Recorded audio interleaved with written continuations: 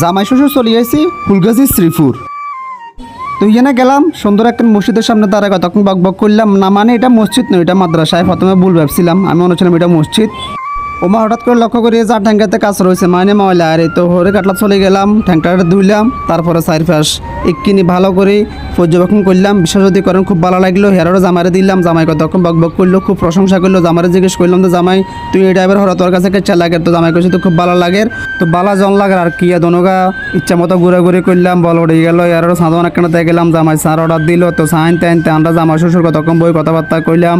তো কথাবার্তা কইতে কইতে একটা সময় সাঁত আন্দার বা এন্ডাল্লা সালই আনছে। তো জামাই কথা আব্বা খেলা সাং কেন খাবেন, তার দোকানদারের কই বিস্কুট দিবে। তো দোকানদার বিস্কুট তো না তো না, একটা সময় বিস্কুট তো হয়েছে। তো আনে দিচ্ছে মা সাইজ যে হাঁসটা বিস্কুটের প্যাকেট, এনার্জি বিস্কুট। তো বিস্কুটের প্যাকেট আতালই খুললাম, খুলে সাইজ দিয়ে বিত্তে খেললে হাঁসকান বিস্কুট। এটা কোনো কথা? এটা কি মানা যায়? কোন চাই আমরা যখন ছোটো আসছিলাম আমার সঙ্গে মনে করেন যে হাঁসটা বিস্কুটের ভিত্তে ম্যাক্সিমাম 10-15 বিস্কুট থাকতো, আর অনেকে হাঁসটিয়া দেখলে হাঁসকান বিস্কুট হাতি আর কোনো দামে নাই। তো মনের ভিত্তে 1000 কেজি কষ্ট হলে কষ্ট করে সাইয়া খাই জামা শ্বশুর বাড়ির দিকে রওনা দিলাম। তো মাইয়া জামাইয়া গল ভিডিওটাকে চালাক যে অবশ্যই কমেন্টে লিখে জানাই দিবা, আর এরকম ভিডিও সাথে চাইলে অবশ্যই কমেন্টে জানাই দিবা, ঠিক আছে না জামাইয়া?